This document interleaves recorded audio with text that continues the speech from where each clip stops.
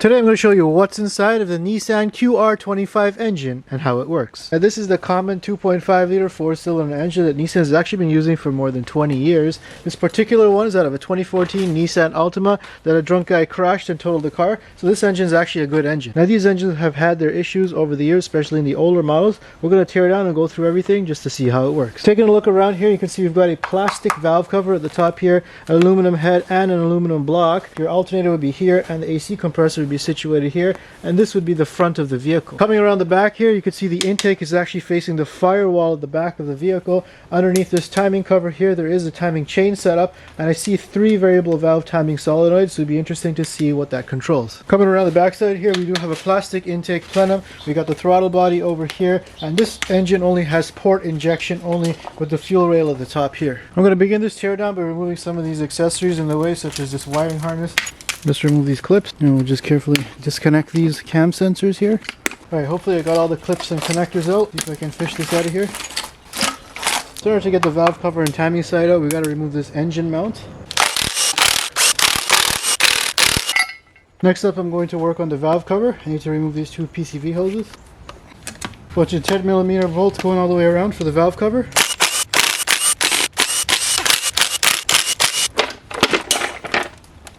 And that's what it looks like under the valve cover. Now in typical Nissan fashion, valve covers always tend to leak, as well as the spark plug tube seals. This one isn't even held on by anything on this side. And since these are made of plastic, they also have a tendency to warp, and then you have to replace the whole valve cover. Taking a look under this engine, we have dual overhead camshafts with the exhaust side at the front here and the intake side at the back. We do have the cam sensors over here, which are kind of a weak spot on all Nissans. Then at the front here, we have dual variable valve timing under the timing cover. Overall, it's very simple setup. There's no rocker arms or any hydraulic lifters. Next up, we're going to remove the 10mm bolts that hold the top timing cover on. Kind of stinks in here. Taking a look at the top timing cover, you can see there are 3 variable valve timing solenoids. 2 of them here control the intake, which is the one on this side. This one here has 1 line that goes to it, and this one here has 2 galleys that go to it.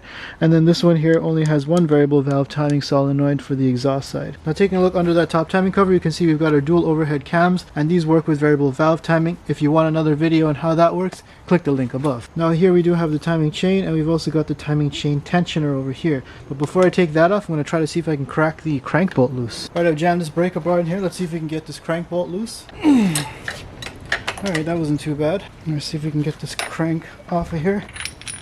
I'm also going to break the cam bolts loose. Now I'm going to start removing all the 10mm bolts that hold the timing cover on.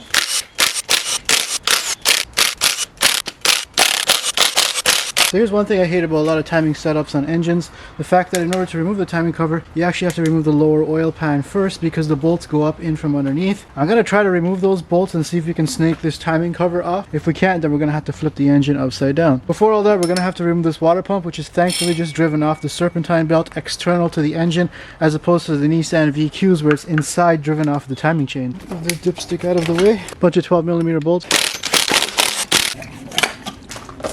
So apparently Nissan uses like a greenish blue coolant. So the water pump is actually this front portion over here with the pulley. The water pump housing is back here. While we're here, let's just remove the thermostat housing. Here's the thermostat. Next we're going to remove the 214s that hold the tensioner on. Plastic belt tensioner. Now I'm going to remove the 12mm bolts that go into the bottom of the timing cover. Now one thing in general with Nissans compared to many other automakers is they tend to use coarser threads on their fasteners. Alright, there's a couple more 14s that hold this timing cover on. Look at the amount of sludge on there. You can tell some Altima drivers did not change their oil. Alright, let's see if I got all the bolts out. Okay, maybe there's a bolt under this oil filter. And yeah, I gotta take out this big hex. Alright, so I'm gonna wind this thing out here. And there's no bolt hiding back there, so we're good. So while I can't really get the timing cover off, I sure can remove the gears on this side here with the chain. I'm going to remove that variable valve timing gear.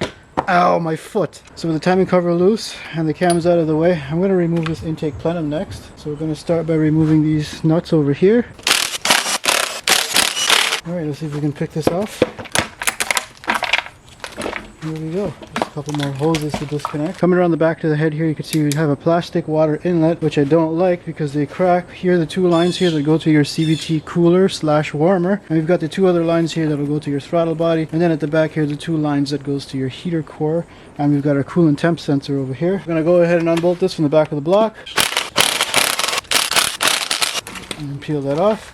Then I can remove the entire intake plenum assembly. Unlike the last engine I tore down, Nissan does not give you factory hooks to lift the engine out because they don't expect you to outlast the vehicle. Instead, the CVT will probably fail first. Next, I'm going to remove the cam sensors. These are all 10mm. So here's one thing I don't like. You've got a separate piece here for your cam sensors and a separate piece here at the end for your variable valve timing solenoid, and then your valve cover bolts up to between here as well as on these pieces.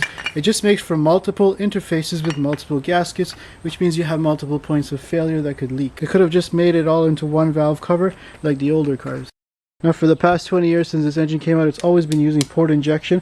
That's great because it helps to clean off the intake valves at the back here so you don't have carbon buildup. It's only recently that they change over to direct injection on the QR25 engines. I'm going to go ahead and remove the fuel rail.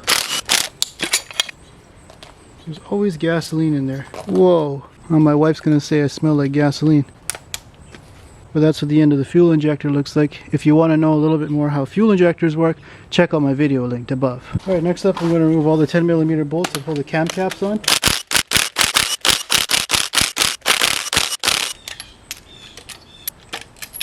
Taking a look at the cam bearings, you can see that there's a tiny bit of wear over here. So being a Nissan Altima, I can expect that they probably didn't change their oil very frequently.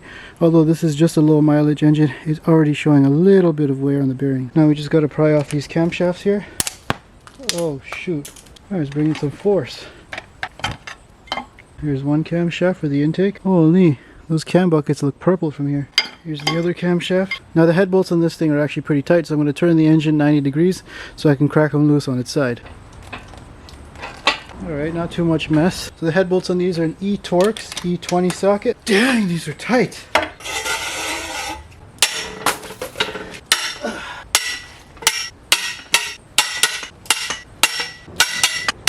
Alright, I'm going to gun these off. Alright, now I'm going to remove the head.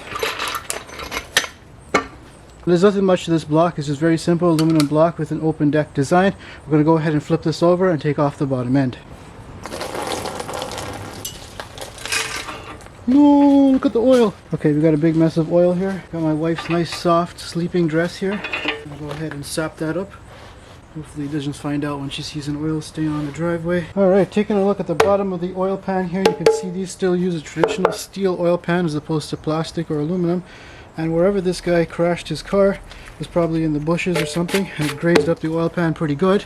Anyways, next up I'm going to remove all the 10mm bolts for this oil pan here. Peel off that oil pan there. Okay, it's actually not too sludged up or anything. I'm surprised for an Altima. Now if you notice, the oil pan is actually fairly shallow and most of the oil will actually sit up inside of the engine here. That is if the Nissan Altima owner actually tops up their oil and checks it. We do have a plastic pickup tube here, so I'm going to go ahead and remove these 10mm bolts. You can pick that off. I don't see any deposits inside of there, so this engine was probably in good shape. Next we're going to remove all the 12mm bolts going around here that hold the upper oil pan to the block.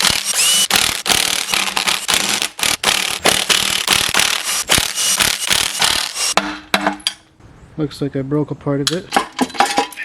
Now I can remove the upper oil pan. Now the QR25 series of engines use a balance shaft in the middle here, and that rotates opposite to the crankshaft in order to negate vibrations. You can see it's driven off of its own timing chain over here. So I'm going to first remove that bolt over here.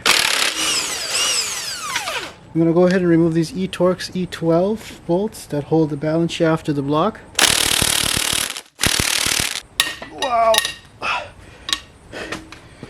Why is everything got to be so tight on this engine? Oh, why so tight? Nissan's pulling a Volkswagen out of the book here. We've got an E-Torx E12 on the outside, and then there's a weird 3-spline spoke one on the inside here, and then over here you got regular 12mm bolts. What's up with that, Nissan? Now I'm going to remove the balancer assembly. So here we've got the bottom end of this engine. It's fairly simple once the balance shaft's been removed. Next I'm going to go ahead and remove this timing cover, which I was struggling with in the beginning of this video. The reason is because the crankshaft actually has a little recess inside of here where it goes, so it has to slide off at the same time as being pried up. Now taking a look under the timing side of the engine, you can see things are fairly simple with a single crankshaft that drives your dual variable valve timing gears at the top with its timing belt tensioner. Where it gets a little bit more interesting is the fact that they've added that balance shaft over here with its own tensioner, which is just another point of failure for these, but it does make the engine a lot smoother when you have that balance shaft in there. I'm going to remove this tensioner here. Now this is just a standard ratchet style tensioner. There's no oil going to this one. I'm going to remove these hex bolts here that hold these plastic guides on. In typical Nissan fashion, the chain guides are actually made of plastic and they could fail after a while like they do in the V6s. Alright, now we're going to remove this timing chain here. You can see it's a quad link timing chain, nice and thick, as well as the timing chain for the balance shaft. Now it is normal for these connecting rods to have side to side play, but if it has up and down play, oh shoot, this one actually has up and down play. I thought this was a good working engine. Yeah, that might not be good. I'm going to zip off these connecting rod bolts. They're a 12.10mm socket. Alright, so the rod bearings here actually look okay. Not too much scoring or any lack of oil or lubrication evidence. It's a little bit of minor wear on these bearings, indicative of a mid-mileage engine. Alright, now I'm going to pop the pistons down and out. How much mess it made. There's the second piston, third piston, and the last piston. These pistons are really oily. My brother always taught me a trick with your shirt or your underwear. You always have two sides, so you can flip this over and get a nice clean side, and then just wipe these down. Now taking a look at these pistons, you can tell this engine has not been maintained in typical Nissan Altima fashion. They probably didn't change the oil on time, leading to a lot of carbon buildup on top of this engine here. You also can see this is the oil control ring over here. It is clogged up. There is not going to be any oil going through there to the returns at the bottom here, and that's what's going to cause oil to build up on the combustion side and this carbon to build up. Supposedly this was a lower mileage engine. In terms of the actual piston design, everything seems pretty robust, and that's probably why Nissan's been using it for over 20 years now. The pistons are a nice heavy weight. It's got a fairly large diameter, this being a 2.5 liter 4-cylinder engine. Yeah, the other two pistons themselves didn't fare any better. You can see they're also full of carbon, as well as their oil control rings are all clogged up, so that's not going to allow oil to flow back, and it's just going to burn oil. So next up, we got to get this cradle out of here, and there's a bunch of oil here, so I'm going to go ahead and use my brother's old shirt here to sop it up so we can look for those bolt heads buried in here. Now here's another thing that's a little ancient but also leads to a very robust design. Nissan's chosen, instead of using bearing caps with just 2 bolts per bearing cap to hold the crankshaft down to the block, they've instead chosen to use a cradle at the bottom here that encases the entire crankshaft, both with your main caps over here as well as some 12mm bolts going all the way around. That's great because it's going to increase the structure of the engine overall. It can take a lot more power at the bottom end, with the only thing being you've got just another interface over here that oil can leak in typical Nissan fashion. Alrighty, the main cap bolts are E14 E-Torx bolt. Jeez, what's with Nissan and such tight bolts?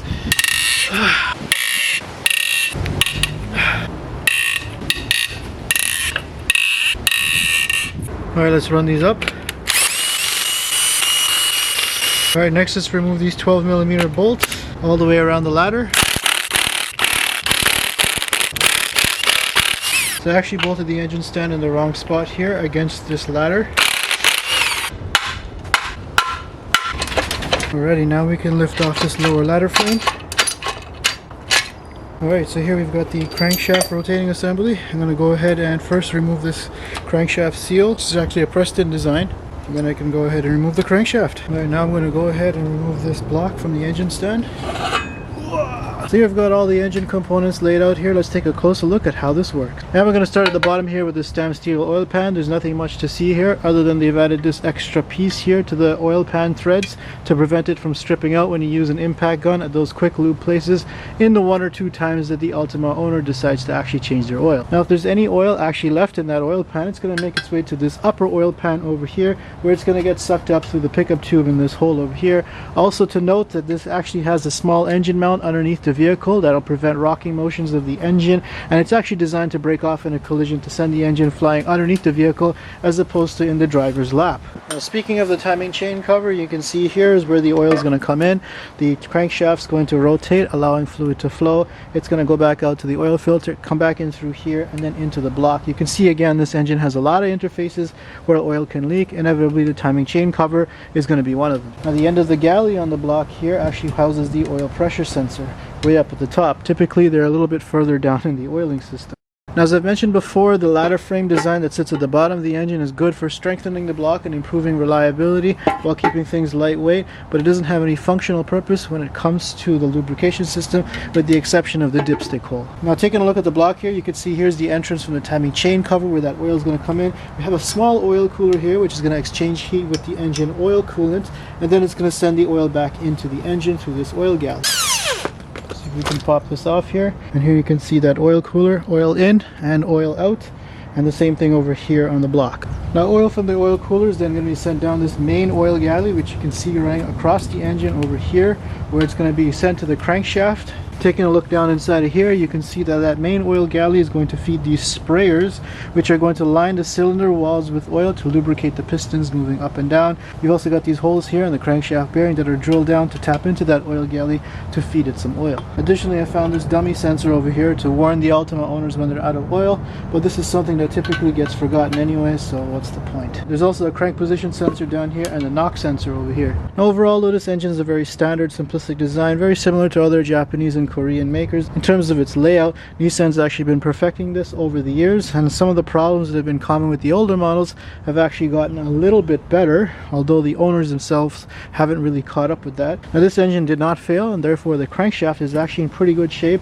It's got nice thick journals for the bottom end over here. The timing chain uses a 1:1 ratio for driving the camshafts, but over here you've got a 2:1 ratio for the balance shaft. So here is the balance shaft assembly. This is kind of something I don't really like. Essentially, you've got two shafts over here that have counterbalances that rotate in the opposite direction at double the crankshaft speed in order to counteract vibrations from these larger four-cylinder engines. Now, not all four-cylinder engines have balance shafts, and therefore I don't really see the point why you would need one of these, especially in an unrefined vehicle like a Nissan Altima or a Rogue. These, of course, are going to add complexity in terms of their drive for the timing chain side of things, as well as weight. This thing is considerably very heavy, and itself has mass that's moving around inside of it.